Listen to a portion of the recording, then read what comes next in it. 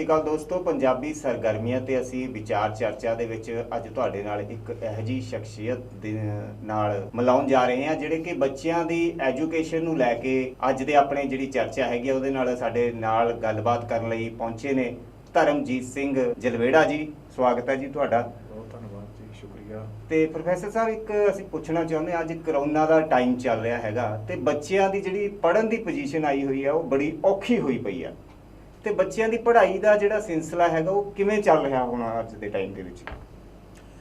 ਦੇਖੋ, ਜਿਹੜੀ ਪੜ੍ਹਾਈ ਹੈ ਉਹ ਜਮਾਤ ਜਾਂ ਕਲਾਸ ਤੋਂ ਬਿਨਾਂ ਨਹੀਂ ਹੁੰਦੀ। ਇਹ ਆਪਾਂ ਨੂੰ ਸਾਰਿਆਂ ਨੂੰ ਪਤਾ, ਆਪਾਂ ਪੜ੍ਹੇ ਵੀ ਹਾਂ ਤੇ ਆਪਾਂ ਪੜ੍ਹਾਉਂਦੇ ਹਾਂ ਬੱਚਿਆਂ ਨੂੰ ਜੀ। ਬਲੈਕ ਬੋਰਡ ਦੇ ਉੱਤੇ ਅਧਿਆਪਕ ਲਿਖਦਾ ਹੈ, ਬੱਚਾ ਉਸ ਨੂੰ ਦੇਖ ਕੇ ਕਾਪੀ ਕਰਦਾ ਹੈ ਜਾਂ ਅੰਡਰਸਟੈਂਡ ਕਰਦਾ ਹੈ, ਸਮਝਦਾ ਹੈ, ਫਿਰ ਉਹਨੂੰ ਕਹਿ ਲਓ ਵੀ ਪ੍ਰੀਖਿਆ ਵਾਸਤੇ ਉਸ ਚੀਜ਼ ਦੀ ਤਿਆਰੀ ਕਰਦਾ ਹੈ। ਸਿਲੇਬਸ, ਪਾਠਕ੍ਰਮ ਹੈ ਜਿਹੜਾ ਉਹ ਇਸ ਤਰ੍ਹਾਂ ਪੜਾਅਵਾਰ ਪੂਰਾ ਕੀਤਾ ਜਾਂਦਾ ਹੈ। ਹੁਣ ਬਿਮਾਰੀ ਫੈਲ ਗਈ ਕਰੋਨਾ ਦੀ, ਇਹਦੇ ਕਰਕੇ ਸਾਰੇ ਢਾਂਚਾ ਹਿੱਲ ਗਿਆ ਅਤੇ ਐਜੂਕੇਸ਼ਨ ਸਿਸਟਮ ਨੇ ਸੋਚਿਆ, ਆਲ ਓਵਰ ਵਰਲਡ ਤਾਂ ਮੈਂ ਨਹੀਂ ਕਹਿ ਸਕਦਾ ਕਿਉਂਕਿ ਜਿਹੜੇ ਪੱਛਮੀ ਦੇਸ਼ ਨੇ, modern you can say developed countries ਨੇ ਲਾਈਕ ਅਮਰੀਕਾ, ਕੈਨੇਡਾ, ਉੱਥੇ ਤਾਂ ਪਹਿਲਾਂ ਹੀ ਆਨਲਾਈਨ ਹੋ ਰਿਹਾ, ਉਹਨਾਂ ਨੂੰ ਕੋਈ ਸਮੱਸਿਆ ਨਹੀਂ ਆਈ। ਇਹ ਸਮੱਸਿਆ ਆਈ ਹੈ ਡਿਵੈਲਪਿੰਗ ਕੰਟਰੀਜ਼ ਨੂੰ ਜਾਂ ਅੰਡਰ ਡਿਵੈਲਪਡ ਕੰਟਰੀਜ਼ ਨੂੰ, ਜਿਹੜੇ ਦੇਸ਼ ਗਰੀਬੀ ਦਾ ਕਹਿ ਲਓ ਵੀ ਸਾਹਮਣਾ ਕਰ ਰਹੇ ਨੇ, ਜਿੱਥੇ ਪ੍ਰੋਪਰ ਸਹੂਲਤਾਂ ਨਹੀਂ ਹੈਗੀਆਂ, ਟੈਕਨੋਲੋਜੀ ਨਹੀਂ ਹੈਗੀ। ਸੋ ਬੱਚੇ ਇਸ ਚੀਜ਼ ਨਾਲ ਯੂਜ਼ ਟੂ ਨਹੀਂ ਹੈਗੇ।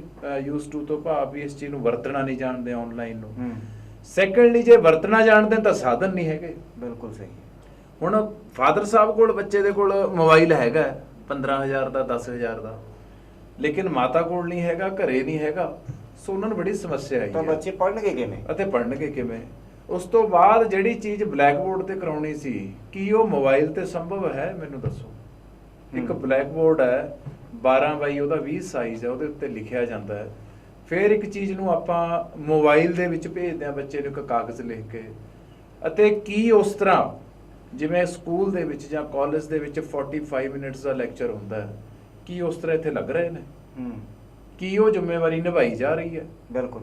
ਸੋ ਇਸ ਕਰੋਨਾ ਕਹਿਰ ਦੇ ਵਿੱਚ ਸਭ ਤੋਂ ਵੱਡੀ ਮਾਰ, ਜਿਵੇਂ ਤੁਸੀਂ ਪਹਿਲਾਂ ਕਿਹਾ ਹੈ, ਇਹ ਵਿਦਿਆਰਥੀਆਂ ਨੂੰ, ਬੱਚਿਆਂ ਨੂੰ ਪਈ ਹੈ। ਔਰ ਇਹਦੀ ਮੈਨੂੰ ਲੱਗਦਾ ਹੈ ਵੀ ਆਉਣ ਵਾਲੇ ਸਮੇਂ 'ਚ ਭਰਪਾਈ ਵੀ ਔਖੀ ਹੋ ਜਾਣੀ ਹੈ, ਕਿਉਂਕਿ ਜਿਹੜਾ ਸਿਲੇਬਸ ਹੁਣ ਪਿੱਛੇ ਰਹਿ ਰਿਹਾ ਜਾਂ ਜਿਹੜਾ ਸਮਝ ਨਹੀਂ ਆ ਰਿਹਾ, ਉਹ ਹੁਣ ਦੁਬਾਰਾ ਥੋੜ੍ਹਾ ਕਰਨਗੇ ਬੱਚੇ। ਤੇ ਬੱਚੇ ਪੜ੍ਹਨਗੇ ਕਿਵੇਂ ਪ੍ਰੋਫੈਸਰ ਸਾਹਿਬ? ਬੱਚੇ ਪੜ੍ਹਨ ਕਿਵੇਂ? ਦੇਖੋ, ਪੜ੍ਹਨ ਦਾ ਤਰੀਕਾ ਜੇ ਆਪਾਂ ਨੇ ਅਪਣਾਉਣਾ ਹੈ ਪ੍ਰੈਜ਼ੈਂਟ ਸਿਨੈਰੀਓ ਦੇ ਵਿੱਚ, ਉਹ ਇਹ ਹੈ ਵੀ ਸਿਲੇਬਸ ਦੇ ਵਿੱਚ ਪਹਿਲਾਂ ਤਾਂ ਕੁਝ ਕਹਿ ਲਓ ਵੀ ਤਰਤੀਬ ਉਹਦੀ ਕੀਤੀ ਜਾਵੇ, ਉਹਨੂੰ ਦੁਬਾਰਾ ਘੜਿਆ ਜਾਵੇ। ਦੁਬਾਰਾ ਘੜਨ ਤੋਂ ਭਾਵ ਇਹ ਨਹੀਂ ਕਿ ਆਪਾਂ ਉਹਨੂੰ ਸ਼ੁਰੂਆਤ ਤੋਂ ਸਾਰਾ ਕਰੀਏ, ਉਸ ਨੂੰ ਕੁਝ ਘਟਾਇਆ ਜਾਵੇ। ਉਹਦੇ ਵਿੱਚ ਹਰੇਕ ਕਿਤਾਬ ਦੇ ਵਿੱਚ, ਹਰੇਕ ਸਬਜੈਕਟ ਦੇ ਵਿੱਚ there are means in every subject there are many important questions and important chapters। ਹੁੰਦੇ ਤਾਂ ਸਾਰੇ ਇੰਪੋਰਟੈਂਟ ਨੇ, ਪਰ ਕੁਝ ਅਜਿਹੇ ਹੁੰਦੇ ਨੇ, ਜਿਵੇਂ ਹੁਣ ਸਪੋਜ਼ ਕਰੋ ਕਿਸੇ ਬੱਚੇ ਨੇ IAS ਕਰਨੀ ਹੈ, ਉਹਨਾਂ ਦੇ ਮੁਤਲਕ ਜੋ ਸਿਵਿਕਸ ਸਬਜੈਕਟ ਪੜ੍ਹਦੇ ਨੇ, ਪੋਲੀਟੀਕਲ ਸਾਇੰਸ ਪੜ੍ਹਦੇ ਨੇ, ਉਹਦੇ ਵਿੱਚ ਕੁਝ ਆਰਟੀਕਲਸ ਨੇ, ਅਨੁਸ਼ੋਧ ਹੁੰਦੇ ਨੇ, ਸ਼ੈਡਿਊਲਸ ਹੁੰਦੇ ਨੇ। ਲਿਟਰੇਚਰ ਹੈ ਸਾਡਾ, ਉਹਦੇ ਵਿੱਚ ਤੁਹਾਨੂੰ ਕੋਈ ਵਧੀਆ ਨੋਵਲਸ ਮਿਲ ਜਾਣਗੇ ਜਿਹੜੇ ਲੱਗਦਾ ਵੀ ਇਹ ਬੱਚਿਆਂ ਨੂੰ ਬਹੁਤ ਵਧੀਆ ਅੱਗੇ ਜਾ ਕੇ ਕੰਮ ਆ ਸਕਦੇ ਨੇ, ਉਹ ਇਹਨਾਂ ਨੂੰ ਯਾਦ ਰੱਖਣ ਇਹਨਾਂ ਕਹਾਣੀਆਂ ਨੂੰ, ਇਹ ਰਾਈਟਰਸ ਦੇ ਨੇ ਜਿਹੜੇ ਲਿਖੇ ਹੋਏ। ਸੋ ਹੁਣ ਤਾਂ ਇਹ ਹੋ ਸਕਦਾ ਇੱਕ ਹੀ ਚੀਜ਼ ਵੀ ਜਿਹੜਾ ਸਿਲੇਬਸ ਉਹਨੂੰ ਪ੍ਰੀਸਾਈਜ਼ ਕਰ ਦਿਓ, ਪ੍ਰੀਸਾਈਜ਼ ਮੀਨਸ ਛੋਟਾ ਕਰ ਦਿਓ, ਅਤੇ ਮਾਰਚ ਦੇ ਵਿੱਚ, ਇਨ ਦੀ ਮੰਥ ਆਫ ਮਾਰਚ ਮਹੀਨੇ ਦੇ ਵਿੱਚ ਕੋਸ਼ਿਸ਼ ਕਰਨ ਸਰਕਾਰਾਂ ਵੀ ਕੋਈ ਚਾਹੇ ਸੋਸ਼ਲ ਡਿਸਟੈਂਸਿੰਗ ਕਹਿ ਲਓ, ਜੇ ਜਦ ਤੱਕ ਬਿਮਾਰੀ ਨਹੀਂ ਜਾਂਦੀ ਪੂਰੀ ਤਰ੍ਹਾਂ ਨਾਲ ਜਾਂ ਕੋਈ ਟੀਕਾ ਨਹੀਂ ਆਉਂਦਾ, ਦਵਾਈ ਨਹੀਂ ਆਉਂਦੀ, ਤਾਂ ਪੇਪਰ ਬੱਚਿਆਂ ਦੇ ਕਿਸੇ ਨਾ ਕਿਸੇ ਮਤਲਬ ਕਹਿ ਲਓ ਵੀ ਹਾਲਤ ਦੇ ਵਿੱਚ, ਕਿਸੇ ਵੀ ਹਾਲਤ ਦੇ ਵਿੱਚ ਜ਼ਰੂਰ ਲਏ ਜਾਣ। ਅਤੇ ਉਸ ਤੋਂ ਪਹਿਲਾਂ ਸਿਲੇਬਸ ਨੂੰ ਦੁਬਾਰਾ ਰਿਵਾਈਵ ਕਰਕੇ ਵਿਦਿਨ 10 ਡੇਜ਼, 10-15 ਦਿਨਾਂ ਦੇ ਵਿੱਚ, ਕਿਉਂਕਿ ਸਰਕਾਰਾਂ ਕੋਲ ਸਾਰਾ ਅਮਲਾ ਫੈਲਾ ਹੁੰਦਾ, ਉਹਨਾਂ ਕੋਲ ਬੋਰਡ ਹੈ, ਉੱਥੇ ਬੰਦੇ ਸੈਂਕੜੇ ਬੰਦੇ ਬੈਠੇ ਨੇ, CBSE ਕੋਲ ਹਜ਼ਾਰਾਂ ਬੰਦਾ ਬੈਠਾ ਹੈ, ਉਹ ਕਰ ਸਕਦੇ ਨੇ ਛੋਟਾ ਸਿਲੇਬਸ ਕਰਕੇ, ਇੰਪੋਰਟੈਂਟ ਕੁਐਸਚਨਸ ਕਰਕੇ, ਜੇ ਬੱਚੇ ਨੂੰ ਪੜ੍ਹਾਇਆ ਜਾਵੇ। ਹਜੇ ਵੀ ਸਮਾਂ ਹੈ, ਕਿਉਂਕਿ ਇੱਕ ਸਕੂਲ ਦੇ ਵਿੱਚ ਮੈਨੂੰ ਬੁਲਾ ਲਿਆ, ਉੱਥੇ ਮਾਪੇ ਵੀ ਗਏ ਸੀ, ਉਹ ਮੈਨੂੰ ਕਹਿੰਦੇ ਵੀ ਪ੍ਰੋਫੈਸਰ ਸਾਹਿਬ ਤੁਸੀਂ ਵੀ ਆਇਓ, ਮੈਂ ਚਲਿਆ ਗਿਆ। ਪ੍ਰਿੰਸੀਪਲ ਕਹਿੰਦੇ ਵੀ ਅਸੀਂ ਕਿਵੇਂ ਪੜ੍ਹਾਈਏ, ਵੀ ਐਡਾ ਸਿਲੇਬਸ ਹੈ, ਸਾਡੇ ਵਾਸਤੇ ਟਫ ਹੈ, ਅਸੀਂ ਤਾਂ ਹੁਣ ਆਈ ਪੜ੍ਹਾ ਸਕਦੇ ਹਾਂ। ਉੱਥੇ ਕੀ ਹੁੰਦਾ ਸੀ ਹਰਵਿੰਦਰ ਜੀ, ਵੀ ਟੀਚਰ ਸ਼ਾਮ ਨੂੰ 7 ਵਜੇ ਕਲਾਸ ਲਾ ਲੈਂਦੇ ਸੀ, ਸ਼ਾਮ ਨੂੰ 7 ਵਜੇ, ਹਨੇਰੇ ਹੋਏ 9 ਵਜੇ। ਇੱਕ ਟੀਚਰ ਨੇ, ਮੈਂ ਇੱਥੇ ਕਰ ਕਹਿਣਾ ਤਾਂ ਨਹੀਂ ਚਾਹੁੰਦਾ, ਇੱਕ ਟੀਚਰ ਨੇ ਕਾਰ ਚਲਾਉਂਦੇ ਕਲਾਸ ਲਾਤੀ। ਜਿਹੜਾ ਇੰਟਰਸਟਿੰਗ ਫੈਕਟ ਹੈ, ਉਹ ਕੋਈ ਉਹਦੇ ਨਾਲ ਬੈਠਾ ਸੀ ਸੀਟ ਤੇ, ਉਹ ਬੱਚੇ ਹੁਣ ਉਧਰ ਸੁਣ ਰਹੇ ਸੀ ਕਲਾਸ ਨੂੰ, ਤੋ ਨਾਲ ਵਾਲਾ ਕਹਿੰਦਾ ਵੀ ਉਹ ਬੰਦ ਕਰ ਦੋ ਵੀ ਅੱਗੇ ਪੁਲਿਸ ਵਾਲੇ ਆ ਗਏ। ਤਾਂ ਉੱਥੋਂ ਪਤਾ ਲੱਗ ਗਿਆ ਵੀ ਗੱਡੀ ਰੋਕ ਲਓ ਪੁਲਿਸ ਵਾਲੇ ਆ ਗਏ ਵੀ ਗੱਡੀ ਚਲਾ ਰਹੇ। ਤੋ ਇਸ ਕਰਕੇ ਬੜਾ ਇੱਕ ਮਤਲਬ ਸਾਰੇ ਕੰਮ ਅਪਸੈਟ ਹੋ ਗਿਆ। ਥੋੜਾ ਜਿਹਾ ਸਕੂਲ ਪ੍ਰਬੰਧਕਾਂ ਨੂੰ ਵੀ ਚਾਹੀਦਾ, ਉਹ ਫੀਸਾਂ ਤਾਂ ਮੰਗ ਰਹੇ ਨੇ, ਉਹ ਕਹਿ ਰਹੇ ਨੇ ਟਿਊਸ਼ਨ ਫੀਸ, ਚਲੋ ਠੀਕ ਹੈ ਟਿਊਸ਼ਨ ਫੀਸ ਬਣਦੀ ਹੈ, ਜੇ ਟਿਊਸ਼ਨ ਫੀਸ ਲੈਂਦੇ ਹੋ ਸਕੂਲਾਂ ਵਾਲੇ ਪ੍ਰਬੰਧਕਾਂ ਨੂੰ, ਪ੍ਰਿੰਸੀਪਲਾਂ ਨੂੰ ਮੇਰੀ ਬੇਨਤੀ ਹੈ ਤਾਂ ਫਿਰ ਉਹ ਬੱਚਿਆਂ ਦਾ ਕੋਈ ਅਜਿਹਾ ਸ਼ੈਡਿਊਲ ਬਣਾਓ ਵੀ ਉਹਨਾਂ ਦਾ ਇੰਪੋਰਟੈਂਟ ਸਿਲੇਬਸ ਘੱਟੋ ਘੱਟ it should be completed in time, ਉਹ ਸਮੇਂ ਦੇ ਵਿੱਚ ਪੂਰਾ ਹੋ ਜਾਵੇ, ਬੱਚੇ ਦਾ ਕੋਈ ਜ਼ਿਆਦਾ ਕਿਸੇ ਤਰ੍ਹਾਂ ਦਾ ਨੁਕਸਾਨ ਨਾ ਹੋਵੇ। ਅੱਛਾ, ਇੱਕ ਹੋਰ ਹੈ, ਬੱਚਿਆਂ ਨੂੰ ਸਿਲੇਬਸ ਤਾਂ ਟੀਚਰ ਭੇਜ ਦਿੰਦੇ ਨੇ, ਪਰ ਉਹ ਸਿਲੇਬਸ ਹੈ ਜਿਹੜਾ ਬੱਚਿਆਂ ਦੇ ਦਿਮਾਗ ਦੇ ਵਿੱਚ ਨਹੀਂ ਬੈਠ ਰਿਹਾ ਹੈਗਾ, ਕਿਉਂਕਿ ਉਹ ਪੜ੍ਹਨ ਕਿਵੇਂ ਉਹਨੂੰ, ਕਿਉਂਕਿ ਨਾ ਤਾਂ ਮਾਂ-ਬਾਪ ਨੂੰ ਪਤਾ ਲੱਗ ਰਿਹਾ ਵੀ ਕੀ ਹੈ ਇਹ, ਉਹ ਕਾਪੀ ਦੇ ਇੱਕ ਪੇਜ ਦੇ ਉੱਤੇ ਲਿਖ ਦਿੰਦੇ ਨੇ ਵੀ ਆਹ ਸਿਲੇਬਸ ਹੈ ਬੱਚੇ ਦਾ, ਤੁਸੀਂ ਆਹ ਕੰਮ ਕਰਨਾ, ਤੁਹਾਡਾ ਪੇਪਰ ਲੱਤਾ ਜਾ ਰਿਹਾ, ਪਰ ਬੱਚਿਆਂ ਨੂੰ ਜ਼ਿਆਦਾਤਰ ਪੇਪਰ ਹੈ ਜਿਹੜੇ ਉਹ ਸਮਝ ਨਹੀਂ ਆ ਰਹੇ। ਇਸ ਕਰਕੇ ਜਿਹੜੇ ਟੀਚਰ ਨੇ ਉਹਨਾਂ ਨੂੰ ਹੁਣ ਕੀ ਬੱਚੇ ਕਰਨ, ਦੱਸੋ।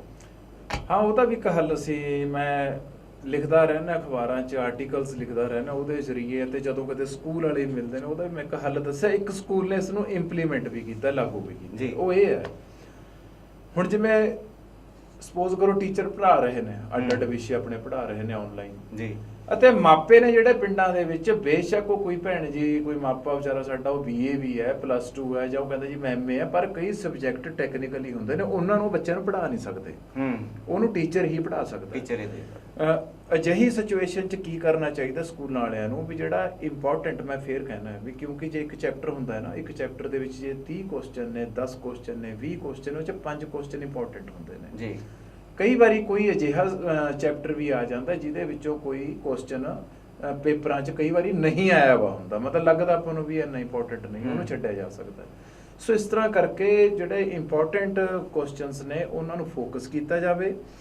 ਫੋਕਸ ਕਰਨ ਤੋਂ ਬਾਅਦ ਇੱਕ ਹਫਤਾ ਪੜ੍ਹਾਉਣ ਤੋਂ ਬਾਅਦ ਜਦੋਂ ਅਗਲਾ ਹਫਤਾ ਸ਼ੁਰੂ ਹੋਣਾ ਤਾਂ ਉਹ ਜਿਹੜੇ ਟੀਚਰਸ ਨੇ ਜਿਹੜੇ ਆਨਲਾਈਨ ਪੜ੍ਹਾ ਰਹੇ ਨੇ, ਬੱਚਿਆਂ ਤੋਂ ਫੀਡਬੈਕ ਲੈਣ ਵੀ ਜਿਹੜਾ ਤੁਹਾਨੂੰ ਅਸੀਂ ਇੱਕ ਹਫਤਾ ਪਹਿਲਾਂ ਪੜ੍ਹਾਇਆ ਹੈ ਉਹਦੇ ਵਿੱਚ ਕੋਈ ਪ੍ਰੋਬਲਮ ਆਈ ਹੈ, ਬਿਲਕੁਲ, ਅਤੇ ਉਹ ਜਿਹੜੀ ਪ੍ਰੋਬਲਮ ਸੁਣ ਕੇ ਉਹਨਾਂ ਨੂੰ ਹੱਲ ਕਰਨ ਵਾਸਤੇ ਫਿਰ ਉਹ ਟੀਚਰ ਹੈ ਜਿਹੜਾ 2 ਦਿਨ ਰੱਖੇ, that is Monday and Tuesday, ਮੰਗਲਵਾਰ, ਸੋਮਵਾਰ ਅਤੇ ਮੰਗਲਵਾਰ ਉਹਨਾਂ ਦੀ ਪ੍ਰੋਬਲਮਸ ਹੱਲ ਕਰੇ। ਉਹਦੇ ਵਾਸਤੇ ਇੱਕ ਹੋਰ ਵਧੀਆ ਗੱਲ ਇਹ ਹੋ ਸਕਦੀ ਹੈ ਵੀ ਟੀਚਰ ਘਰੋਂ ਨਾ ਪੜਾਉਣ, ਘਰ ਬੈਠ ਕੇ ਨਾ ਪੜਾਉਣ, ਸਕੂਲ 'ਚ ਆਉਣ, 50% ਆਈ ਜਾਣ। ਜੇ ਇੱਕ ਸਕੂਲ 'ਚ 30 ਟੀਚਰ ਨੇ 15 ਆ ਜਾਣ, ਉਹ ਜਿਹੜਾ ਕੈਮਰਾ ਮੋਬਾਈਲ ਦਾ ਉਹ ਬਲੈਕ ਬੋਰਡ ਵੱਲ ਕਰਕੇ ਪੜਾਉਣ, ਉਹ ਜ਼ਿਆਦਾ ਬੈਟਰ ਹੋ ਜਾਏਗਾ। ਕਿਉਂਕਿ ਜਿਹੜਾ ਇਗਨੂ ਹੈ, Indira Gandhi national open university, ਉਹ ਪਿਛਲੇ ਕਈ ਸਾਲਾਂ ਤੋਂ, ਜਾਂ ਦੂਰਦਰਸ਼ਨ ਦੇ ਉੱਤੇ ਵੀ ਮੈਂ ਦੇਖੇ ਇੱਕ ਐਜੂਕੇਸ਼ਨ ਨਾਲ ਜੁੜਿਆ ਵਾ ਪ੍ਰੋਗਰਾਮ ਐਜੂਸੈਟ ਆਉਂਦਾ, ਉਹ ਇਸੇ ਤਰ੍ਹਾਂ ਹੀ ਪੜਾਉਂਦੇ ਨੇ ਪਹਿਲਾਂ ਤੋਂ ਹੀ, ਜਦੋਂ ਹਾਲਾਂਕਿ ਕੋਈ ਹਾਲਾਤ ਵੀ ਨਹੀਂ ਸੀ ਇਹੋ ਜਿਹੇ, ਅਤੇ ਬੱਚੇ ਉਹਨਾਂ ਨੂੰ ਬੜਾ ਵਧੀਆ ਅੰਡਰਸਟੈਂਡ ਕਰਦੇ ਨੇ, ਸਮਝਦੇ ਨੇ। ਟੀਚਰ ਸਕੂਲਾਂ ਦੇ ਵਿੱਚ ਜਾਣ, ਆਪਣੀ ਕਲਾਸ ਦੇ ਵਿੱਚ ਜਾ ਕੇ ਬਲੈਕ ਬੋਰਡ ਦੇ ਉੱਤੇ ਲਿਖ ਕੇ ਉਸ ਨੂੰ ਕੈਮਰੇ ਦੇ ਸਾਹਮਣੇ ਪ੍ਰੈਜ਼ੈਂਟ ਕਰਨ, ਉਹ ਫਿਰ ਬੱਚਿਆਂ ਕੋਲ ਘਰ ਜਾਵੇ, ਉਹ ਦੇਖਣ, ਫਿਰ ਇਸ ਚੀਜ਼ ਦੀ ਕਿਸੇ ਹੱਦ ਤੱਕ ਭਰਪਾਈ ਹੋ ਸਕਦੀ। ਤੇ ਇੱਕ ਪ੍ਰੋਫੈਸਰ ਸਾਹਿਬ, ਫੀਸਾਂ ਦਾ ਬੜਾ ਮਸਲਾ ਅੜਿਆ ਹੋਇਆ ਹੈਗਾ, ਕਿਉਂਕਿ ਮਾਪਿਆਂ ਕੋਲ ਲਾਕਡਾਊਨ ਹੋ ਗਿਆ, 3 ਮਹੀਨੇ ਰਹੇ, ਕੰਮਕਾਰ ਠੱਪ ਹੋ ਚੁੱਕੇ ਸੀ, ਤੇ ਫੀਸ ਦੇਣ ਨੂੰ ਉਹਨਾਂ ਕੋਲ ਪੈਸਾ ਹੈ ਨਹੀਂ, ਪਰ ਸਕੂਲ ਕਹਿ ਰਿਹਾ ਫੀਸ ਭਰਾਓ, ਪੜ੍ਹਾਈ ਨਹੀਂ ਹੋ ਰਹੀ, ਬੱਚਿਆਂ ਦੀ ਫੀਸਾਂ ਖੜੀਆਂ ਨੇ। ਜੇ ਫੀਸ ਉਹ ਨਹੀਂ ਦਿੰਦੇ ਤਾਂ ਸਕੂਲ ਵਾਲੇ ਜ਼ਿਆਦਾਤਰ ਹੁਣ ਕੀ ਕਰਨ ਲੱਗ ਗਏ, ਬੱਚਿਆਂ ਨੂੰ ਕਹਿਣ ਲੱਗ ਗਏ ਵੀ ਤੁਹਾਡੇ ਅਸੀਂ ਨਾ ਕੱਟ ਦਾਂਗੇ ਜੀ, ਤੁਹਾਨੂੰ ਜਿਹੜਾ ਆਨਲਾਈਨ ਅਸੀਂ ਪੜ੍ਹਾ ਰਹੇ ਹਾਂ ਅਸੀਂ ਪੜ੍ਹਾਉਣਾ ਨਹੀਂ ਹੈਗਾ। ਤੇ ਇਹਦਾ ਕੀ ਹੱਲ ਕੀਤਾ ਜਾਊਗਾ? ਦੇਖੋ, ਇਹਦੇ ਵਿੱਚ ਸਰਕਾਰ ਹੈ ਨਾ ਜਿਹੜੀ, ਉਹ ਫੇਲ ਹੋ ਗਈ। ਸਰਕਾਰ ਮੁੱਦੇ ਮੂੰਹ ਕਰ ਗਈ, ਕਹਿਣਾ ਤਾਂ ਸਾਨੂੰ ਨਹੀਂ ਚਾਹੀਦਾ ਪਰ ਇਹ ਸੱਚਾਈ ਹੈ। ਸਰਕਾਰ ਜੇ ਚਾਹੁੰਦੀ ਤਾਂ ਦੋਨਾਂ ਪੱਖਾਂ ਦੀ ਭਰਪਾਈ ਕਰ ਸਕਦੀ ਸੀ, ਮਾਪਿਆਂ ਦੀ ਵੀ ਅਤੇ ਸਕੂਲਾਂ ਵਾਲਿਆਂ ਦੀ। ਸਕੂਲਾਂ ਵਾਲਿਆਂ ਨੂੰ ਫਾਈਨੈਂਸ਼ੀਅਲੀ ਹੈਲਪ ਕਰ ਦਿੰਦੀ ਹੈ ਤੇ ਮਾਪਿਆਂ ਨੂੰ ਵੀ ਕਹਿ ਦਿੰਦੀ ਵੀ ਤੁਸੀਂ ਵੀ ਇੰਨੀ ਫੀਸ ਭਰਾਓ। ਜਿਹੜੀ ਇਧਰੋਂ ਕੱਟੀ ਜਾਂਦੀ ਉਹਦੀ ਭਰਪਾਈ ਆ ਸਕੂਲਾਂ ਵਾਲਿਆਂ ਦੀ, ਉਹ ਸਰਕਾਰ ਕਰਦੀ। ਸਰਕਾਰ ਕੋਲ ਬਹੁਤ ਪੈਸਾ ਹੁੰਦਾ ਹੈ, ਫੰਡਾਂ ਦੀ ਘਾਟ ਨਹੀਂ ਆਉਂਦੀ ਹੈ, ਤੇ ਇੱਕ ਗੱਲਾਂ ਹੀ ਨੇ ਵੀ ਸਾਡਾ ਖਜ਼ਾਨਾ ਖਾਲੀ ਹੈ। ਇਹ ਤਾਂ ਮੈਨੂੰ ਲੱਗਦਾ ਵੀ ਆਮ ਜਨਤਾ ਦੀ ਵਾਰ ਨੂੰ ਖਾਲੀ ਹੁੰਦਾ, ਵੈਸੇ ਤਾਂ ਭਰੇ ਹੀ ਰਹਿੰਦਾ। ਤਾਂ ਇਸ ਕਰਕੇ ਉਹ ਕਰ ਸਕਦੇ ਸੀ, ਲੇਕਿਨ ਉਹ ਇਸ ਚੀਜ਼ ਦੇ ਉੱਤੇ ਨਹੀਂ ਖੜੇ, ਉਹਨਾਂ ਨੇ ਆਪਣੀ ਡਿਊਟੀ ਨਹੀਂ ਨਿਭਾਈ, ਅਤੇ ਅਖੀਰ ਨੂੰ ਜਿਹੜਾ ਇਹ ਵਜਨ ਹੈ ਕਿਹਦੇ ਉੱਤੇ ਪੈ ਗਿਆ? ਮਾਪਿਆਂ ਦੇ। ਸੋ ਮਾਪੇ ਹੁਣ, ਜਿਵੇਂ ਇੱਕ ਆਰਡਰ ਵੀ ਆਇਆ ਸੁਪਰੀਮ ਕੋਰਟ ਦਾ ਜਾਂ ਮਾਣਯੋਗ ਅਦਾਲਤਾਂ ਦਾ, ਫੀਸ ਜਿੰਨੀ ਉੱਥੋਂ ਇੰਸਟਰਕਟ ਹੋਈ ਹੈ ਜਾਂ ਉੱਥੋਂ ਕਿਹਾ ਗਿਆ ਉਹ ਤਾਂ ਭਰਾਉਣੀ ਪੈਣੀ ਹੈ, ਖੈਰ, ਕਿਉਂਕਿ ਉਹ ਇੱਕ ਕਾਨੂੰਨੀ ਦਾਇਰੇ ਦੀ ਗੱਲ ਹੈ। ਪਰ ਇਹਦੇ ਵਿੱਚ ਇਹ ਹੈ ਵੀ ਜਿਹੜੇ ਸਕੂਲਾਂ ਵਾਲੇ ਨੇ ਉਹ ਆਪਣੇ ਪੱਧਰ ਤੇ ਜੇ ਉਹਨਾਂ ਨੂੰ ਲੱਗਦਾ ਹੈ ਵੀ ਕੋਈ ਬੱਚਾ, ਦੇਖੋ ਉਹਨਾਂ ਨੇ ਤਾਂ ਕਹਿਤਾ ਕਚਹਿਰੀ ਨੇ ਤਾਂ ਫੈਸਲਾ ਸੁਣਾਤਾ, ਲੇਕਿਨ ਹੁਣ ਇੱਥੇ ਹਿਊਮਨਿਟੇਰੀਅਨ ਗਰਾਊਂਡਸ ਤੇ ਕੁਝ ਇਨਸਾਨੀ ਪੱਖਾਂ ਨੂੰ ਜਾਂਚਦੇ ਹੋਏ, ਦੇਖਦੇ ਹੋਏ ਸਕੂਲਾਂ ਵਾਲੇ ਦੇਖਣ ਵੀ ਕੋਈ ਬੱਚਾ ਜੇ ਜ਼ਿਆਦਾ ਕੋਈ ਗਰੀਬ ਹੈ, ਕਿਸੇ ਦਾ ਮਾਪਾ ਉਹਦੇ ਕੋਲ ਪੈਸੇ ਨਹੀਂ ਹੈਗੇ ਜਾਂ ਵਾਕਈ, ਕਿਉਂਕਿ ਅਸੀਂ ਵੀ ਸਰਕਾਰੀ ਕਾਲਜ 'ਚ ਮੈਂ ਜਦੋਂ ਟੀਚ ਕਰਦਾ ਪੜ੍ਹਾਉਣਾ ਹੈ ਤਾਂ ਮੈਂ ਹਮੇਸ਼ਾ ਕਿਤੋਂ ਨਾ ਕਿਤੋਂ ਜਿਹੜੇ ਅਮੀਰ ਬੰਦੇ ਨੇ, ਤਕੜੇ ਬੰਦੇ ਨੇ ਪੈਸੇ ਦੇ ਤੌਰ ਤੇ, ਉਹਨਾਂ ਤੋਂ ਪੈਸੇ ਇਕੱਠੇ ਕਰ ਲੈਂਦਾ। ਕਈ ਵਾਰੀ ਮੈਂ ਬੱਚਿਆਂ ਦਾ ਨਾਲ ਜਿਹੜੀ ਉਹ ਫੀਸ ਸਲਿੱਪ ਹੁੰਦੀ ਆ ਉਹ ਲੈ ਜਾਈਦੀ ਹੈ ਵੀ ਆ ਬੱਚੇ ਦੇ ਪੈਸੇ ਭਰ ਦਿੰਦੇ ਨੇ। ਸੋ ਇਸ ਕਰਕੇ ਸਕੂਲਾਂ ਵਾਲਿਆਂ ਨੂੰ ਵੀ ਚਾਹੀਦਾ ਵੀ ਜਿਹੜੇ ਬੱਚੇ ਫਾਈਨੈਂਸ਼ੀਅਲੀ ਜ਼ਿਆਦਾ ਕਮਜ਼ੋਰ ਨੇ, ਜਿਨ੍ਹਾਂ ਦਾ ਲੱਗਦਾ ਵੀ ਵਾਕਈ ਕਿਸੇ ਦੇ ਪਿਤਾ ਦਾ ਕੰਮੇ ਖੜ ਗਿਆ ਇਹਦੇ ਕਰੋਨਾ ਦੇ ਦਰਮਿਆਨ, ਉਹ ਨਹੀਂ ਉਹਦੇ ਕੋਲ ਪੈਸੇ ਜੁੜਦੇ, ਤਾਂ ਉਹ ਵੀ ਥੋੜਾ ਜਿਹਾ ਬਚਾ ਰੱਖਣ, ਘਟਾਉਣ ਪੈਸੇ। ਇਹ ਇੱਕੋ ਇੱਕ ਹੱਲ ਹੋ ਸਕਦਾ ਹੈ, ਕਿਉਂਕਿ ਮੁਸੀਬਤ ਦੇ ਸਮੇਂ ਤਾਂ ਕੋਈ ਮਿਲ ਬੈਠ ਕੇ ਹੀ ਕੋਈ ਹੱਲ ਕੱਢਿਆ ਜਾ ਸਕਦਾ ਹੈ। ਇੱਕ ਧਿਰ ਨੂੰ ਸਰਪ੍ਰੈਸ ਕਰਾਂਗੇ। ਹਾਂ, ਸਕੂਲਾਂ ਵਾਲਿਆਂ ਨੂੰ ਇੱਕ ਇਹ ਹੈ ਵੀ ਜੇ ਤੁਸੀਂ ਫੀਸ ਮੰਗਦੇ ਹੀ ਹੋ, ਵਾਕਈ ਤੁਹਾਨੂੰ ਕਹਿ ਵੀ ਦਿੱਤਾ ਵੀ ਫੀਸ ਲੈ ਲਓ, ਤਾਂ ਫਿਰ ਬੱਚਿਆਂ ਨੂੰ ਪੜ੍ਹਾਇਆ ਵੀ ਜ਼ਰੂਰ ਜਾਣਾ ਚਾਹੀਦਾ। ਉਹਨਾਂ ਦੀ ਸੈਟਿਸਫੈਕਸ਼ਨ ਬਹੁਤ ਜ਼ਰੂਰੀ ਹੈ। ਮੈਂ ਇੱਕ ਦਿਨ ਮੈਨੂੰ ਦੱਸਿਆ, ਕਿਉਂਕਿ ਸਕੂਲਾਂ ਦੇ ਵਿੱਚ ਨਾ ਗਰੁੱਪ ਬਣਾਏ ਹੋਏ ਨੇ ਜੀ, ਗਰੁੱਪ ਪੜ੍ਹਦਾ ਪੂਰਾ ਕਲਾਸ ਦਾ, ਤਾਂ ਪਤਾ ਲੱਗਿਆ ਵੀ ਬੱਚੇ ਦਾ ਮਾਪਾ ਫੀਸ ਨਹੀਂ ਦੇ ਕੇ ਗਿਆ ਤਾਂ ਉਹਨੂੰ ਗਰੁੱਪ 'ਚ ਸਕਿਪ ਕਰਤਾ ਬੱਚੇ। ਠੀਕ ਹੈ, ਤਾਂ ਇਸ ਕਰਕੇ ਅਜਿਹਾ ਨਹੀਂ ਹੋਣਾ ਚਾਹੀਦਾ। ਇਹਦੇ ਨਾਲ ਦੋ ਵੱਡੇ ਇਫੈਕਟ ਪੈਂਦੇ ਨੇ। ਇੱਕ ਤਾਂ ਬੱਚੇ ਤੇ ਪੈਂਦਾ ਸਾਈਕੋਲੋਜੀਕਲ ਇਫੈਕਟ ਪੈਂਦਾ, ਪ੍ਰਭਾਵ, ਉਹ ਡਿਪਰੈਸ਼ਨ 'ਚ ਦਬਾਅ 'ਚ ਆਉਂਦਾ, ਅਤੇ ਦੂਜਾ ਬੰਦਾ ਸਮਾਜਿਕ ਤੌਰ ਤੇ ਵੀ ਆਪਣੇ ਆਪ ਨੂੰ ਟੁੱਟਿਆ ਮਹਿਸੂਸ ਕਰਦਾ ਵੀ ਯਾਰ ਮੇਰੇ ਕੋਲ ਪੈਸੇ ਨਹੀਂ ਸੀ, ਮੇਰਾ ਬੱਚਾ ਵੀ ਸਕੂਲ 'ਚ ਬਾਹਰ। ਅਜਿਹੇ ਸਮੇਂ ਜਿਹਾ ਨਹੀਂ ਹੋਣਾ ਚਾਹੀਦਾ। ਤੇ ਇੱਕ ਆਪਾਂ ਸਕੂਲਾਂ ਦੇ ਨਾਲ ਨਾਲ ਕਾਲਜਾਂ ਦੀ ਗੱਲ ਕਰੀਏ, ਤੇ ਅੱਜ ਦੇ ਟਾਈਮ ਦੇ ਵਿੱਚ ਕਹਿ ਰਹੇ ਆ ਕਾਲਜਾਂ ਦੇ ਵਿੱਚ ਜਿਹੜੀ ਬੱਚਿਆਂ ਦੇ ਘਟਦੇ ਜਾ ਰਹੇ ਨੇ, ਕੀ ਕਾਰਨ ਲੱਗ ਰਿਹਾ ਪ੍ਰੋਫੈਸਰ ਸਾਹਿਬ? ਦੇਖੋ ਜੀ, ਪਹਿਲਾਂ ਤਾਂ ਇਹ ਪੱਤਰਕਾਰ ਸਾਹਿਬ ਹੁੰਦਾ ਸੀ ਵੀ ਜੀ ਬਾਹਰ ਜਾ ਰਹੇ ਨੇ, ਵਿਦੇਸ਼ 'ਚ ਜਾ ਰਹੇ ਨੇ ਬੱਚੇ, ਪਿਛਲੇ ਸਾਲ ਦੀ ਗੱਲ ਹੈ। ਐਤਕੀ ਕਰੋਨਾ ਆਇਆ, ਸਭ ਕੁਝ ਰੁਕ ਗਿਆ, ਠੱਪ ਹੋ ਗਿਆ, ਜਹਾਜ਼ ਵੀ ਹੁਣ ਤਾਂ ਮੈਨੂੰ ਲੱਗਦਾ ਗਿਣਤੀ ਦੀ ਚੜ੍ਹਦੇ ਨੇ, ਅਤੇ ਜੇ ਕੋਈ ਜਾਂਦਾ ਤਾਂ ਬੜਾ ਉਹਨੂੰ ਘੋਖਿਆ ਪਰਖਿਆ ਜਾਂਦਾ ਹੈ। ਹੁਣ ਵੀ ਜੇਕਰ ਬੱਚੇ ਕਿਸੇ ਸੰਸਥਾ 'ਚ ਨਹੀਂ ਵੱਧਦੇ ਤੇ ਘਟਦੇ ਨੇ, ਫਿਰ ਉਹ ਬਹੁਤ ਵੱਡਾ ਇੱਕ ਜਾਂਚ ਦਾ ਵਿਸ਼ਾ ਹੈ, ਇਨਵੈਸਟੀਗੇਸ਼ਨ ਹੋਣੀ ਚਾਹੀਦੀ ਹੈ। ਮੈਂ ਤੁਹਾਨੂੰ ਦੱਸ ਦਿੰਦਾ ਵੀ ਮੈਂ ਆਪਣੇ ਕਾਲਜ 'ਚ, ਮੈਂ ਇਸ ਚੈਨਲ ਦੇ ਜ਼ਰੀਏ ਦੱਸਣਾ ਚਾਹੁੰਦਾ, ਕੋਸ਼ਿਸ਼ ਤਾਂ ਮੈਂ ਬਥੇਰੀ ਕੀਤੀ, ਮੈਂ ਇਸ ਚੀਜ਼ ਨੂੰ ਚਿੱਠੀਆਂ ਬਹੁਤ ਲਿਖੀਆਂ, ਮੈਂ ਕਦੇ ਸੈਕਟਰੀ ਨੂੰ ਲਿਖੀ, ਕਦੇ ਕਿਸੇ ਨੂੰ ਲਿਖੀ, ਮੈਂ ਆਪਣਾ ਪਲਾਨ ਦੱਸਣ ਦੀ ਉਹਨਾਂ ਨੂੰ ਕੋਸ਼ਿਸ਼ ਕੀਤੀ ਸੀ। ਉਹ ਇੰਪਲੀਮੈਂਟ ਪਤਾ ਨਹੀਂ ਉੱਥੇ ਪਹੁੰਚੀ ਹੈ ਜਾਂ ਨਹੀਂ ਪਹੁੰਚੀ ਚਿੱਠੀ, ਇੰਪਲੀਮੈਂਟ ਤਾਂ ਚਲੋ ਕਿਹਨੇ ਕਰਨਾ ਸੀ ਉਹ। ਪਰ ਪਿਛਲੇ ਸਾਲ 2018 ਦੇ ਵਿੱਚ ਸਾਡੇ ਕਾਲਜ ਦੇ ਪ੍ਰਿੰਸੀਪਲ ਮੈਨੂੰ ਕਹਿਣ ਲੱਗੇ, ਕਹਿੰਦੇ ਵੀ ਯਾਰ ਜਵਾਕ 45 ਰਹਿ ਗਏ ਧਰਮਜੀਤ ਆਪਣੇ ਕੋਲ BA ਫਸਟ ਈਅਰ 'ਚ, ਵੀ ਕੋਈ ਚਾਰਾ ਕਰੋ। ਮੈਂ ਆਪਣਾ ਮੋਟਰਸਾਈਕਲ ਲੈ ਕੇ ਆਪਣੇ ਮੋਟਰਸਾਈਕਲ ਦਾ ਤੇਲ ਫੂਕਿਆ, ਆਪਣੇ ਮੋਬਾਈਲ ਤੋਂ ਮੈਂ ਘੱਟੋ ਘੱਟ ਵੀ 900 ਜਾਂ 1000 ਕਾਲ ਕੀਤੀ ਆਪਣੇ ਮੋਬਾਈਲ ਤੋਂ। ਉਹ ਜਿਹੜੀ ਮੈਂ ਕਾਲ ਕਰ ਰਿਹਾ ਸੀ, ਮਤਲਬ ਬੱਚੇ ਦਾ ਘਰ ਕਾਲ ਕਰਨੀ ਜਾਂ ਬੱਚੇ ਨੂੰ ਕਰਨੀ, ਉਹ ਮੈਂ ਟਿਕ ਲਾਉਂਦਾ ਗਿਆ ਨਾਲ ਦੀ ਨਾਲ। ਉਹ ਸ਼ੀਟਾਂ ਮੇਰੇ ਕੋਲ ਸਬੂਤ ਦੇ ਤੌਰ ਤੇ ਅੱਜ ਵੀ ਪਈਆਂ ਨੇ। ਨਤੀਜਾ ਕੀ ਨਿਕਲਿਆ, 45-50 ਬੱਚਿਆਂ ਤੋਂ ਬੱਚੇ 95 ਤੇ ਚਲੀ ਗਈ ਜੀ ਗਿਣਤੀ, 95। ਮੈਨੂੰ ਕਹਿੰਦੇ ਵੀ ਇਹ ਤਾਂ ਕਮਾਲ ਹੋ ਗਿਆ, ਵੀ ਇਹ ਤਾਂ 100 ਹੋ ਜਾਣਗੇ। ਮੈਂ ਜੀ 100 ਤੋਂ ਵੀ ਉੱਪਰ ਜਾਊਗਾ ਜੇ ਇਹ ਜਿਹੜੀ ਦਾਖਲਾ ਮਿਤੀ ਹੈ ਇਹ ਮਤਲਬ ਖਤਮ ਨਾ ਹੋਈ। ਉਹ ਕੁਦਰਤੀ ਦਾਖਲਾ ਜਿਹੜੀ ਡੇਟ ਸੀ ਉਹ ਖਤਮ ਹੋ ਗਈ, ਅਤੇ ਸਾਡੇ ਕੋਲ 95-96 ਬੱਚਿਆਂ ਦਾ ਅੰਕੜਾ ਆ ਗਿਆ ਸੀ ਜਦ ਤੱਕ ਜੀ। ਉਹ ਮਤਲਬ ਐਡਮਿਸ਼ਨ ਡੇਟ ਹੈ ਜਿਹੜੀ ਉਹ ਬੰਦ ਹੋ ਗਈ। ਜੇ ਉਹ ਰਹਿੰਦੀ ਹੁੰਦੀ ਤਾਂ ਮੈਂ 100 ਤੋਂ ਉੱਪਰ ਕਰ ਦਿੰਦਾ।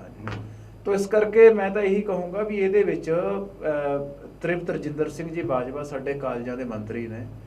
ਮੈਂ ਮੰਤਰੀ ਸਾਹਿਬ ਨੂੰ ਬੇਨਤੀ ਕਰਦਾ ਵੀ ਤੁਸੀਂ ਹਰੇਕ ਟੀਚਰ ਦੀ ਅਕਾਊਂਟੇਬਿਲਟੀ, ਜਵਾਬਦੇਹੀ ਤੈਅ ਕਰੋ।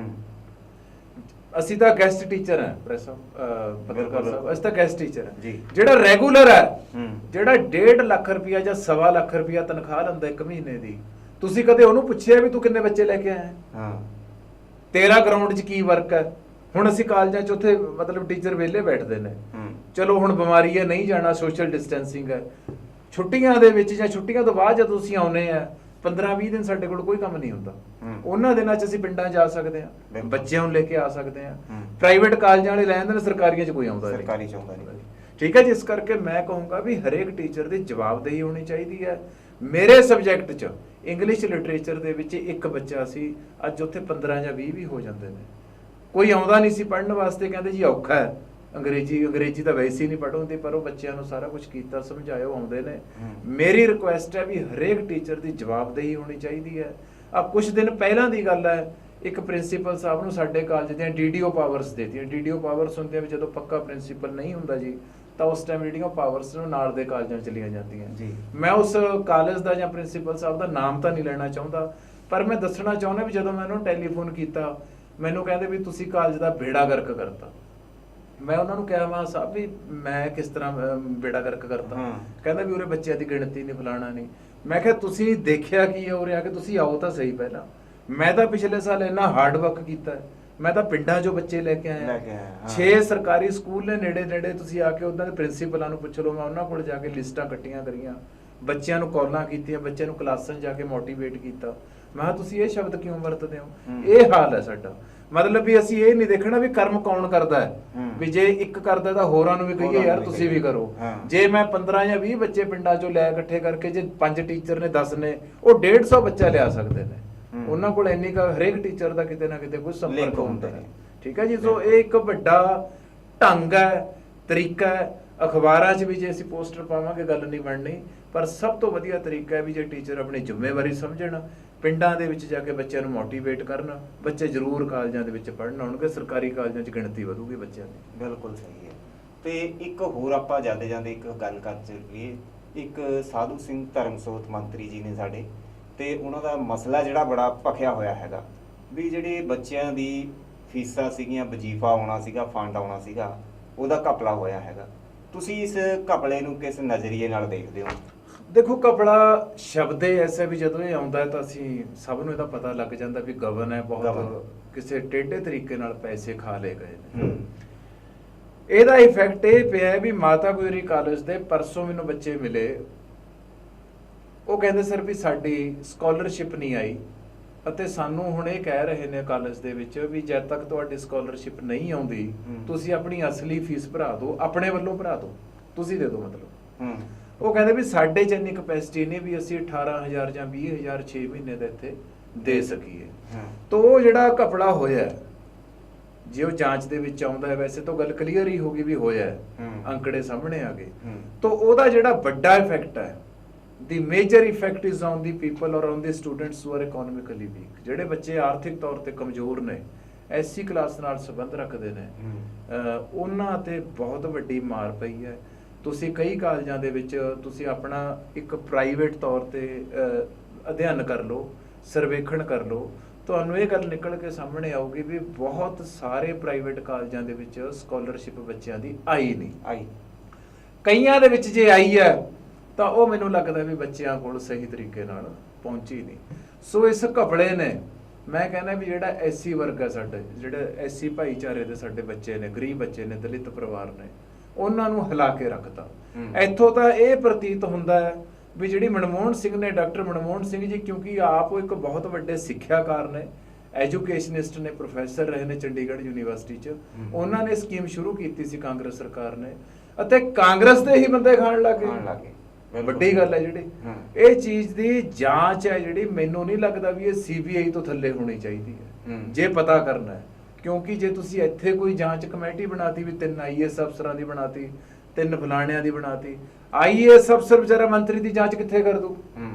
ਇਸ ਕਰਕੇ ਇਹਦੀ ਜਿਹੜੀ ਜਾਂਚ ਹੈ, it should be done on the you can say on the level of CBI ਦੇ ਤਕਰੀਬਨ ਹੱਦ ਤੱਕ ਇਹਦੀ ਜਾਂਚ ਹੋਣੀ ਚਾਹੀਦੀ ਹੈ। ਫਿਰ ਉਹ ਕਰੋੜਾਂ ਰੁਪਇਆ ਜਿਹੜਾ ਗਬਨ ਹੋਇਆ ਬਾਹਰ ਆਏਗਾ, ਅਤੇ ਫਿਰ ਉਹ ਬੱਚਿਆਂ ਕੋਲ ਜਾਊਗਾ, ਤਾਂ ਜਿਹੜਾ ਇੱਥੇ ਦਲਿਤ ਬੱਚਾ ਗਰੀਬ ਹੈ ਉਹਦਾ ਪੜ੍ਹਨ ਦਾ ਜਿਹੜਾ ਸੁਪਨਾ ਸਾਕਾਰ ਹੋਊਗਾ। ਅੱਛਾ ਪ੍ਰੋਫੈਸਰ ਸਾਹਿਬ, ਇੱਕ ਜਾਂਦੇ ਜਾਂਦੇ ਆਪਣੀ ਜਿਹੜੀ ਜਨਤਾ ਹੈਗੀ ਆ, ਜਿਵੇਂ ਕਰੋਨਾ ਮਹਾਮਾਰੀ ਚੱਲ ਰਹੀ ਹੈਗੀ ਆ, ਉਹਦੇ ਤੇ ਕੀ ਆਪਣੇ ਵੱਲੋਂ ਤੁਸੀਂ ਇੱਕ ਮੈਸੇਜ ਦੇਣਾ ਚਾਹੋਗੇ ਕਿ ਜਨਤਾ ਨੂੰ ਆਪਣਾ ਧਿਆਨ ਰੱਖਣਾ ਚਾਹੀਦਾ ਹੈ? ਕਿਉਂਕਿ ਟਾਈਮ ਹੈ ਜਿਹੜਾ ਉਹ ਵੀ ਸਰਕਾਰ ਵੱਲੋਂ ਤੈਅ ਕਰ ਦਿੱਤਾ ਗਿਆ ਵੀ 6:30 ਵਜੇ ਦੁਕਾਨਾਂ ਬੰਦ ਹੋ ਜਾਂਦੀਆਂ ਨੇ, ਤੇ ਸ਼ਾਮ ਰਾਤ ਦਾ ਜਿਹੜਾ ਕਰਫਿਊ ਉਹ ਪੰਜਾਬ ਦੇ ਵਿੱਚ ਜਾਰੀ ਹੈ, ਚੰਡੀਗੜ੍ਹ ਦੇ ਵਿੱਚ ਬੰਦ ਕਰ ਦਿੱਤਾ ਗਿਆ। ਤੇ ਤੁਸੀਂ ਆਪਣੇ ਵੱਲੋਂ ਕੀ ਇੱਕ ਸੁਨੇਹਾ ਦੇਣਾ ਚਾਹੋਗੇ ਕਿ ਜਿਹੜੀ ਪਬਲਿਕ ਆ ਉਹ ਧਿਆਨ ਦੇਵੇ ਇਸ ਮਹਾਮਾਰੀ ਵੱਲ? ਦੇਖੋ, ਬਿਮਾਰੀ ਹੈ, ਜੇਕਰ ਅਸੀਂ ਧਿਆਨ ਨਹੀਂ ਦੇਵਾਂਗੇ ਆਪਾਂ ਨੂੰ ਇਫੈਕਟ ਉਹਨੇ ਕਰਨਾ ਹੀ ਕਰਨਾ ਨੈਚੁਰਲੀ। ਇੱਕ ਇਫੈਕਟਡ ਪਰਸਨ ਨੇ ਪਤਾ ਨਹੀਂ ਆਪਣੇ ਸਾਹਾਂ ਨਾਲ ਕਿੰਨਿਆਂ ਕੁ ਨੂੰ ਇਨਫੈਕਟਡ ਕਰ ਦੇਣਾ ਜੀ। ਇਸ ਕਰਕੇ ਮੇਰੇ ਰਿਕੁਐਸਟ ਹੈ ਵੀ ਪ੍ਰੋਪਰ ਜਿਹੜੀਆਂ ਪ੍ਰੀਕਾਸ਼ਨਸ ਨੇ, ਜਿਹੜਾ ਆਪਾਂ ਕੋਈ ਮਾਸਕ ਪਾਉਣਾ ਜ਼ਰੂਰ ਪਾਇਆ ਜਾਵੇ, ਐਟਲੀਸਟ ਮਾਸਕ ਤਾਂ ਪਾਓ ਬਾਹਰ ਜਾਂਦੇ ਹੋਏ, ਅਤੇ ਘਰ ਆ ਕੇ ਹੱਥ ਧੋ ਲਓ। ਸੈਨੀਟਾਈਜ਼ ਦੀ ਸੀਸੀ ਜੇ ਨਹੀਂ ਚੱਕਣੀ, ਘਰ ਆ ਕੇ ਹੈਂਡ ਵਾਸ਼ ਕਰ ਲਓ ਚੰਗੀ ਤਰ੍ਹਾਂ, ਅਤੇ ਮਾਸਕ ਲਾ ਲਓ। ਘੱਟੋ ਘੱਟ ਜਿਹੜੀ ਨੱਕ ਅਤੇ ਮੂੰਹ 'ਚੋਂ ਸਿੱਧੀ ਐਂਟਰੀ ਹੈ ਵਾਇਰਸ ਦੀ, ਉਹ ਰੁਕ ਜਾਏਗੀ। ਹੱਥਾਂ ਨਾਲ ਲੱਗ ਕੇ ਉਹਨੇ ਅੰਦਰ ਜਾਣਾ ਹੈ ਜਾਂ ਕੱਪੜਿਆਂ ਨਾਲ ਲੱਗ ਕੇ ਜਾਣਾ, ਉਹਦੀ ਜਿਹੜੀ ਮਾਰ ਕਰਨ ਦੀ ਤਾਕਤ ਆ ਉਹ ਘਟ ਜਾਂਦੀ ਹੈ। ਲੇਕਿਨ ਸਿੱਧਾ ਜਿਹੜਾ ਉਹ ਇਫੈਕਟ ਕਰਦਾ ਲੰਗਸ ਨੂੰ, ਫੇਫੜਿਆਂ ਨੂੰ। ਸੋ ਮੇਰੀ ਰਿਕੁਐਸਟ ਹੈ ਸਾਰੇ ਹੀ ਵਰਗਾਂ ਦੇ, ਚਾਹੇ ਉਹ ਨੌਜਵਾਨ ਨੇ, ਬੱਚੇ ਨੇ, ਮਾਤਾਵਾਂ ਨੇ, ਭੈਣਾਂ ਨੇ, ਕਿ ਆਪਣਾ ਧਿਆਨ ਰੱਖੋ। ਬਿਮਾਰੀ ਕਿਹੜਾ ਕਿਸੇ ਦੀ ਇੱਥੇ ਕੋਈ ਕਿਸੇ ਨੂੰ ਪੁੱਛ ਕੇ ਆਉਣੀ ਹੈ, ਜਦੋਂ ਲੱਗਣੀ ਹੈ। ਸੋ ਜਿੰਨਾ ਆਪਾਂ ਆਪਣੇ ਆਪ ਨੂੰ ਪ੍ਰੋਟੈਕਟ ਕਰਾਂਗੇ ਇਹ ਆਪਣੇ ਹੀ ਫਾਇਦੇ 'ਚ ਹੈ। ਲੱਗਦਾ ਵੀ ਜੇ ਕਿਤੇ ਬੁਖਾਰ ਜ਼ਿਆਦਾ ਦਿਨ ਤੋਂ ਨਹੀਂ ਉਤਰ ਰਿਹਾ, ਖਾਂਸੀ ਨਹੀਂ ਹਟ ਰਹੀ, ਤਾਂ ਟੈਸਟ ਕਰਾਉਣ 'ਚ ਵੀ ਕੋਈ ਹਰਜ ਨਹੀਂ ਹੈਗਾ। ਸਰਕਾਰਾਂ ਕੋਈ ਇੰਨੀਆਂ, ਮੈਨੂੰ ਨਹੀਂ ਲੱਗਦਾ ਵੀ ਕੋਈ ਇੰਨਾ ਇੱਥੇ ਕਹਿ ਲਓ ਵੀ ਤੁਸੀਂ ਬੇਇਨਸਾਫੀ ਜਾਂ ਕੋਈ ਐਡਾ ਕ੍ਰਾਈਮ ਪੇਸ਼ਾ ਸ਼ੁਰੂ ਹੋ ਚੁੱਕਿਆ ਵੀ ਚੱਕ ਚੱਕ ਕੇ ਬੰਦੇ ਮਾਰਨੇ ਨੇ। ਅਜਿਹਾ ਕੁਛ ਨਹੀਂ। ਆਪਣਾ ਧਿਆਨ ਰੱਖੋ, ਸੁਰੱਖਿਅਤ ਰਹੋ, ਸੇਫ ਰਹੋ ਅਤੇ ਬਾਕੀਆਂ ਨੂੰ ਵੀ ਬਚਣ ਦਿਓ। ਇਹ ਸਾਡਾ ਇੱਥੋਂ ਸੰਦੇਸ਼ ਹੈ। ਸੋ ਇਹ ਸੀ ਸਾਡਾ ਪ੍ਰੋਗਰਾਮ। ਤੁਹਾਨੂੰ ਸਾਡਾ ਇਹ ਪ੍ਰੋਗਰਾਮ ਕਿਹੋ ਜਿਹਾ ਲੱਗਿਆ ਸਾਨੂੰ ਕਮੈਂਟ ਬਾਕਸ ਦੇ ਵਿੱਚ ਜ਼ਰੂਰ ਦੱਸਿਓ। ਤੇ ਨਵੀਂ ਚਰਚਾ ਲੈ ਕੇ, ਨਵਾਂ ਪ੍ਰੋਗਰਾਮ ਲੈ ਕੇ ਅਸੀਂ ਤੁਹਾਡੇ ਲਈ ਫੇਰ ਹਾਜ਼ਰ ਹੋਵਾਂਗੇ। ਤਦ ਤੱਕ ਲਈ ਮੈਨੂੰ ਦਿਓ ਹਰਵਿੰਦਰ ਸਿੰਘ ਨੂੰ ਇਜਾਜ਼ਤ। ਸਤਿ ਸ਼੍ਰੀ ਅਕਾਲ। ਸਤਿ ਸ਼੍ਰੀ ਅਕਾਲ।